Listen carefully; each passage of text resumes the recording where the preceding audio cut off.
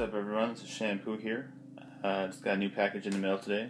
This is the brand new MacBook Air that just came out, the 2013 model. So let's open it up and get started here. This is the brand new model. Like I said, the main difference is these ones have a lot longer battery life than previous models. And they got the new Haswell processor chips in there. This is actually my first MacBook or any Apple computer product that I've ever owned here. Looks pretty nice and thin as advertised. And let's see, we got an adapter in here. So I'm going to be doing more kind of video production, web development type stuff. And, I wanted to try something different besides just the standard Windows systems all the time.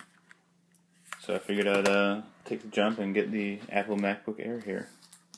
So let's open this up here. Use English for the main language. 主に日本語を使用するには、リターンキーを押してください。 And I'm sure most of you are familiar with the Mac setup by now. It's not going to be anything different. I'm sure it's going to be the exact same thing that you're used to. So let me get it all started up here and maybe show a little bit when it starts up. What's up, yo? So I got the Air all set up here. I've been using it for a couple days now, actually. And so far the transition from Windows to the MacOS has been pretty smooth. A lot smoother than I thought it would be. Of course, there's some still, shortcuts and things like that I have to learn, but overall, been really smooth. So let me talk a little bit more about details of what I got. I customized my MacBook Air a little bit more. I went with the lowest amount of storage space possible. These all come with solid state drives, so you're not really going to get that much storage space to begin with. This is the 128 gig model. You can get them up to 512, but you're paying pretty good price then. It's like additional 300 from like 256 to 512, I think.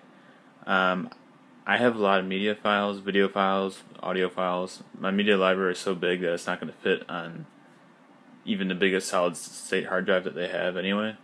So I just decided to save myself some money, go with the cheaper model. Because really, I'm just going to be using an external hard drive if I'm going to be accessing my media. And, external hard drive these days, I got this one here. It's 1 terabyte. As you can see, it's pretty small. I'm not too worried about, having to bring this with me sometimes for on the go and whatnot. And also, if you need to just expand on it a little bit, I'd recommend just getting like a camera like SD card and putting it into the camera card port on the side. I have a card that's pretty big. It's like 32 gigs, but you can definitely get them way larger than that. So if you don't need a huge external hard drive like me, but you just want a little bit more space, plug in an external SD card. Fits right in there, or just get a big flash drive if you want. It sticks out a little bit more. So yeah, on the side, we'll go over the ports real quick. To my knowledge, pretty much the same as previous MacBooks: SD card, USB 3.0, and Thunderbolt port.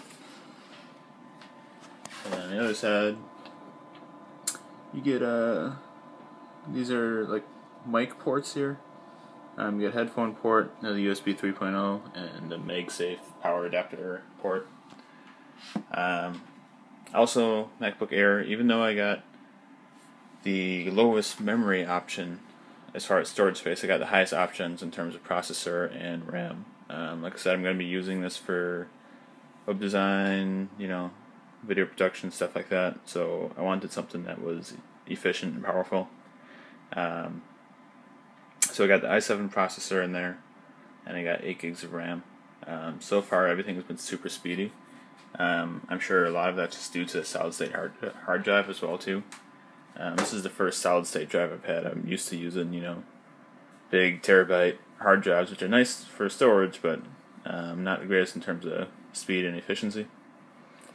So yeah, I got 128 gig solid-state hard drive, 8 gigs of RAM, and the i7 processor.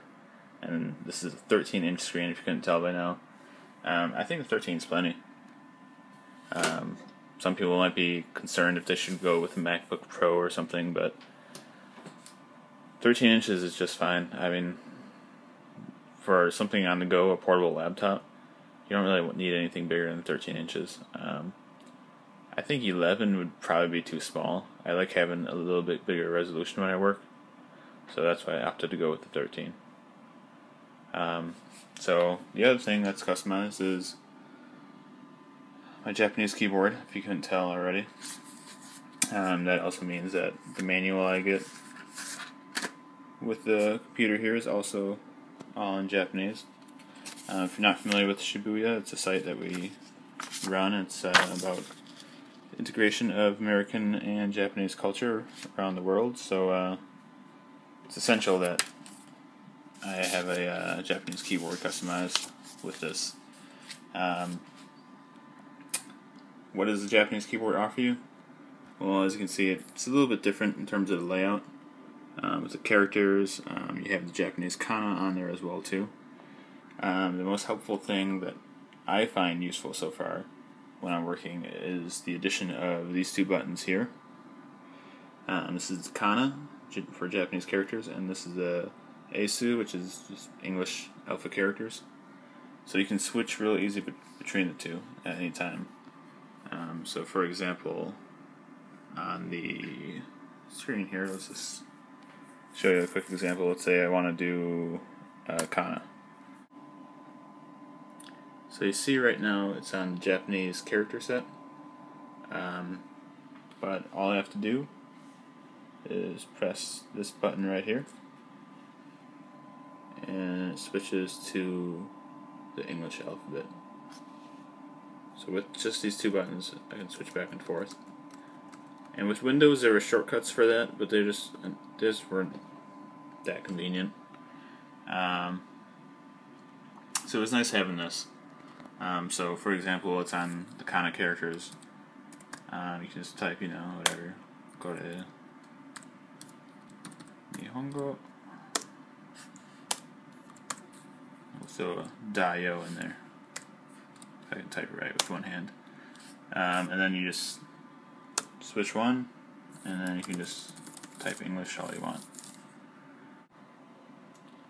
And another reason I wanted to use MacOS as opposed to Windows for my laptop is that I like to use a Japanese operating system.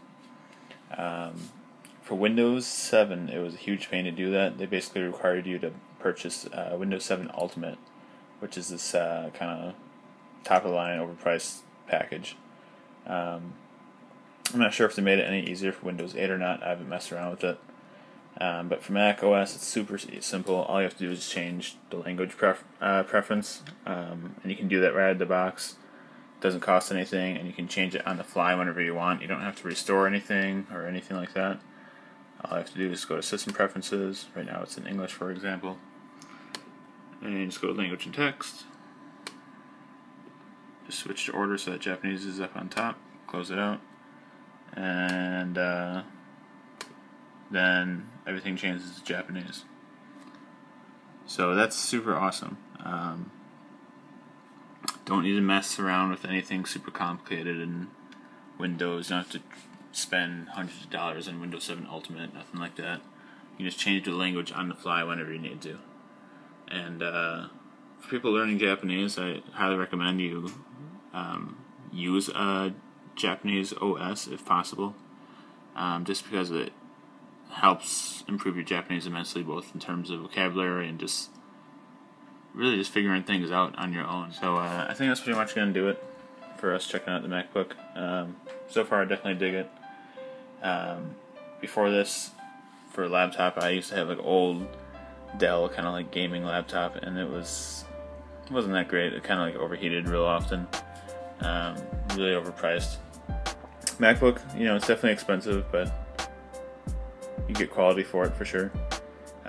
So far I've definitely noticed some heat on the bottom, but that's about normal for any kind of laptop. But the fans kick in and things like that. I haven't ever felt like it was going to overheat at any time. And from what I hear, these are pretty efficient in terms of cooling and whatnot as well too. So that's going to do it, and peace.